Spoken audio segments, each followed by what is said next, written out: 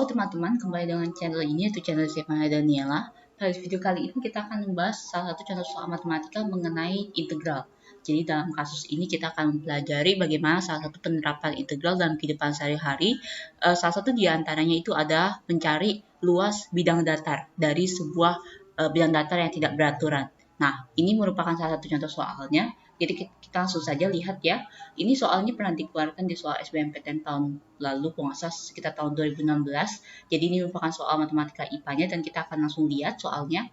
Pada interval X berada di antara C dan 0, luas daerah di bawah kurva Y sama dengan X kuadrat dan di atas garis Y sama dengan min X sama dengan luas daerah di atas kurva Y sama dengan X kuadrat dan di bawah garis Y sama dengan min X. Nilai C-nya sama dengan berapa.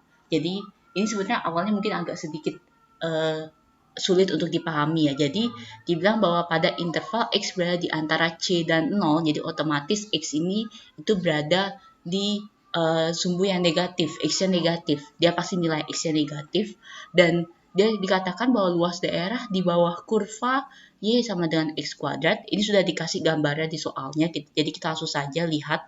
Jadi misalkan saya akan berikan warna lain ya. Misalkan kita kasih warna merah, luas daerah di bawah kurva Y sama dengan X kuadrat. Pertama kita harus tahu mana kurva Y sama dengan X kuadratnya. Kalau kita lihat di sini, bahwa kurva itu pasti selalu yang melengkung ya. Jadi kita bisa simpulkan yang ini sebagai kurvanya. Dan inilah kurva Y sama dengan X kuadrat, gitu ya. Dan di atas garis Y sama dengan min X. Berarti itu sebuah garis, pasti lurus ya, nggak mungkin membelok seperti kurva tadi. Jadi kita bisa tulis seperti ini. Ini yang warna ungunya merupakan garisnya, di mana garis itu persamaannya itu adalah Y sama dengan min X. Dan dikatakan bahwa luas daerah di bawah kurva Y sama dengan X kuadrat dan di atas garis Y sama dengan min X. Berarti luas daerah yang di bawah kurva dan di atas garis ini. Berarti yang di daerah ini ya, yang saya arsir dengan warna ungu, sebenarnya di soal sudah ada arsirannya. Mungkin hanya saja kalau kalian yang bingung, kalian bisa lihat saja arsiran saya lagi. Dan juga luas daerah di atas kurva Y sama dengan X kuadrat dan di bawah garis Y sama dengan min X itu nilainya sama. Jadi luas daerah antara ini dengan yang ini, yang sama-sama hitam ini memiliki luas daerah yang sama. Yang ditanya adalah nilai C-nya, di mana C itu adalah batas akhir dari kedua luas daerah ini. Kayak gitu. Jadi X-nya berada di antara 0 dan C, di antara sini. Kayak gitu. Oke, kita langsung lihat saja pembahasannya. Dan karena ini merupakan salah satu penerapan integral dalam kehidupan sehari-hari, yaitu luas bidang datar ya.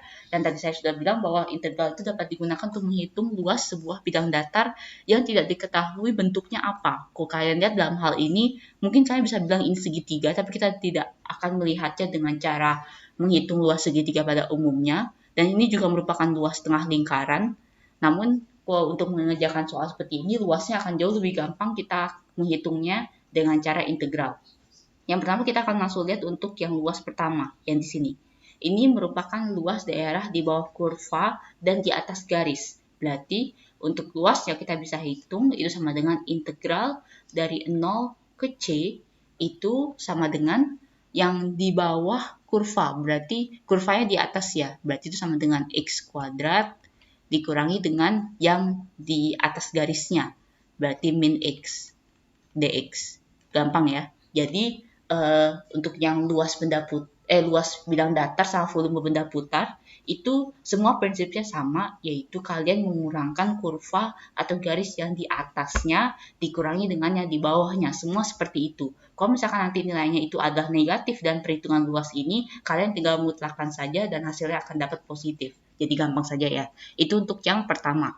Dan untuk luas yang kedua, itu adalah luas yang tadi saya bilang setengah lingkaran itu, dikatakan garisnya yang di atas. Berarti untuk menghitung luasnya, itu sama saja dengan integral dari 0 ke C dari min X dikurangi dengan X kuadrat dx.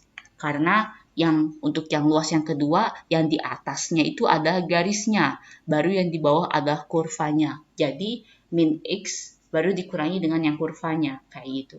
Dan dikatakan bahwa untuk yang luas sisi yang pertama, luas bidang yang pertama sama dengan luas bidang yang kedua itu nilainya sama.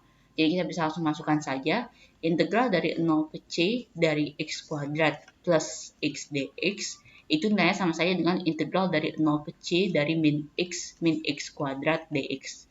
Oke, kita langsung hapus saja. Oke, dan rasanya kurvanya bisa saya hapus juga ya. Nanti kalian bisa replay lagi kembali video ini di awal kalau kalian masih agak bingung gitu ya. Jadi kita langsung saja fokus ke dalam perhitungan integral ini.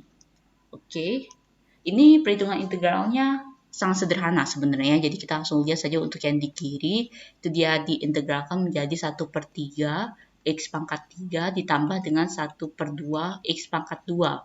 Dengan batas atasnya itu ada C dan batas bawahnya itu ada 0. Lalu untuk yang di ruas kanan, itu dia diintegralkan menjadi min setengah x kuadrat min 1/3 x pangkat 3 dengan batas atasnya C dan batas bawahnya 0 juga.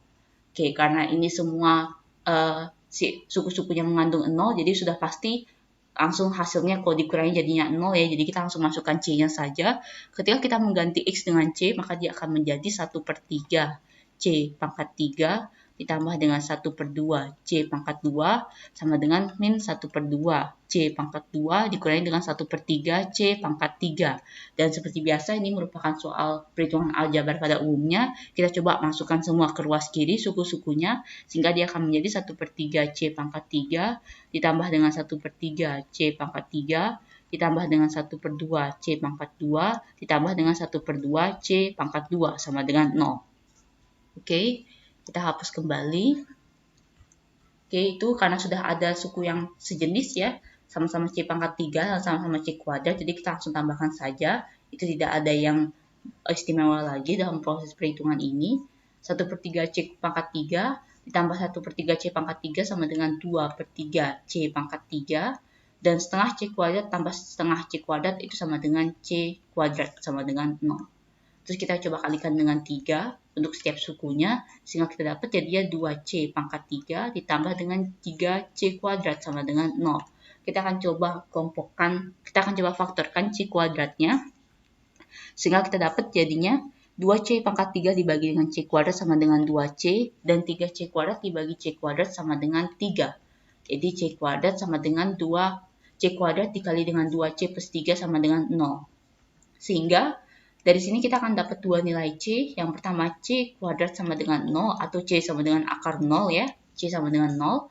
Dan yang kedua itu adalah 2C plus 3 sama dengan 0. Berarti kita dapat jadinya 2C sama dengan min 3.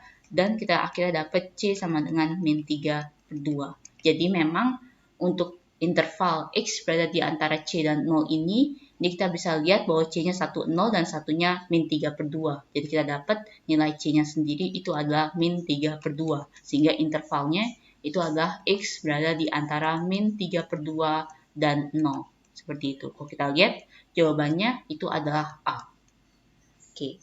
Baik, jadi itu saja untuk pembahasan soal pada video kali ini. Jangan lupa untuk like, share, dan subscribe.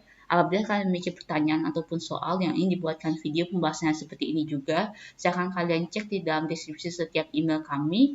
Di sana ada email yang kalian bisa kirimkan soal ataupun pertanyaan yang ingin kalian bahas. Terima kasih.